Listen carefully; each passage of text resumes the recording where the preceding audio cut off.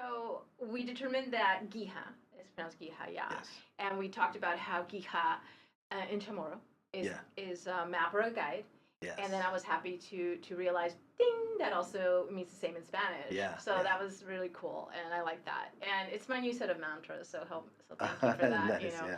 like we were having a little bit of struggles here in the studio a minute ago, and I'm like, just read me one of your mantras, please.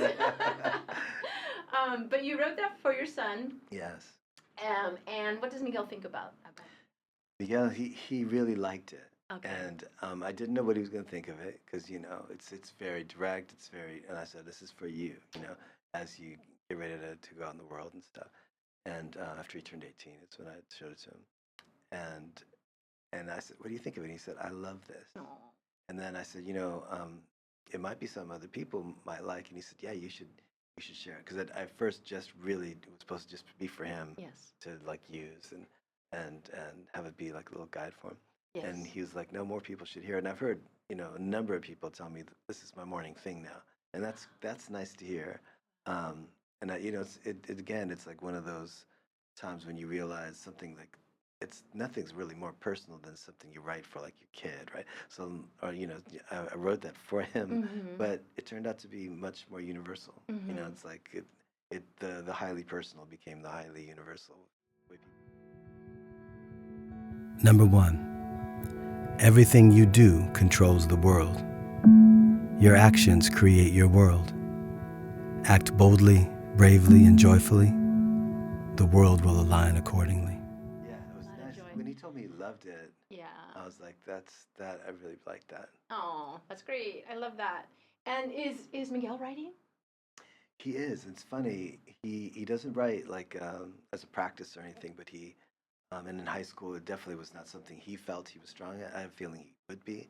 But in college, he started taking a creative writing class. And the professor pulled him aside and was like, you're an interesting writer. And he was like, no one had ever told him that before.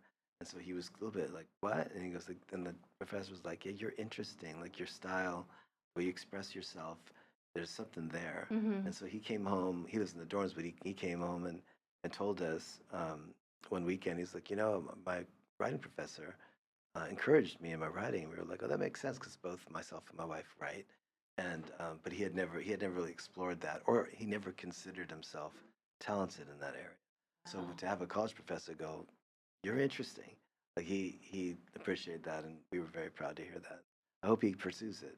Don't never push him. He was raised around a lot of creativity, a lot of artistic pursuits, and he sees the work that goes into them and things like that. So I don't try to push him anywhere. Just try to encourage however creativity manifests for him. Yeah. I think the fact that it came from a college professor, and hopefully it's a college professor that he respects and likes. He did like that professor. It must have been like, what?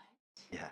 Because mom and dad say I'm good. Right, yeah. You're like, yeah, whatever. He says that all the time. Like, he goes, you're my parents. You have to tell me. You have to. Yeah. Yeah, so that's amazing. I hope he does continue. He's got great influences and a great support team, so I expect good things from the kid. High expectations of me, yeah.